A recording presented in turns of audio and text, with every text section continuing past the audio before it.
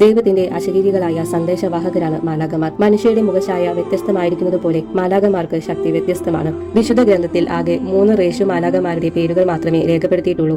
അവരുടെ 3 പേരുടെയും തിരുനാൾ ആധുനിക പഞ്ചാംഗം അനുസരിച്ച് ഇന്നാണ്. വെളിപാടിന്റെ പുസ്തകം 12-ാം അധ്യായത്തിൽ ലൂസിഫർ പ്രഭൃതികളെ മിഖായേലും സഹദൂതന്മാരും കൂടി തോൽപ്പിച്ചുവെന്ന് കാണുന്നുണ്ട്. അതിനാൽ മിഖായേൽ മാലാഖ സഭാ സംരക്ഷകനാണ്. ഗ്രീക്കു പിതാക്കന്മാർ മിഖായേലിനെ റേഷു മാലാഖമാരുടെ വൃന്ദത്തിലല്ല ചേർക്കുന്നത്, പ്രത്യുത സ്രാപ്പെ മാലാഖമാരുടെ തലവനായിട്ടാണ്. പൈശാചികാക്രമണങ്ങളിൽ മിഖായേൽ മാലാഖയോടുള്ള പ്രാർത്ഥന എത്രയും ഫലവത്താണ്. മീകായേൽ, ദൈവത്തെ പോലെ ആരുണ്ട് എന്നാണ് ലൂസിഫർ പ്രഭൃതികളുടെ വിപ്ലവത്തിൽ ഈ മാലാഖ വിളിച്ചു പറഞ്ഞത്. അതുതന്നെ മാലാഖയുടെ നാമധേയമായി. ദൈവത്തിന്റെ ശക്തൻ എന്നാണ് ഗബ്രിയേൽ എന്ന പദത്തിന്റെ വാച്യാർത്ഥം. അദ്ദേഹത്തിന്റെ പേര് വിശുദ്ധ ഗ്രന്ഥത്തിൽ 4 പ്രാവശ്യം കാണുന്നു. അലക്സാണ്ടർ ചക്രവർത്തി പേർഷ്യൻ സാമ്രാജ്യത്തെ ആക്രമിച്ച് നശിപ്പിച്ചതും ചക്രവർത്തിയുടെ മരണശേഷം സൈനികർ ഭാഗിച്ചെടുക്കുന്നതും ഗബ്രിയേൽ ദാനിയേൽ പ്രവാചകന് വിവരിച്ചു കൊടുക്കുന്നു.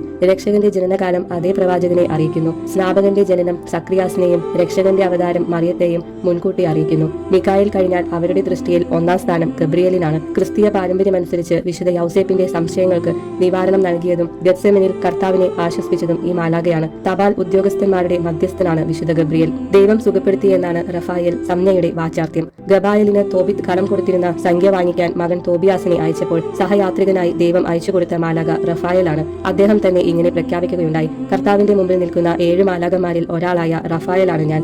റഫായേൽ റേഷു മാലാഖ മാത്രമല്ല, സ്രാപ്പേയാണ്.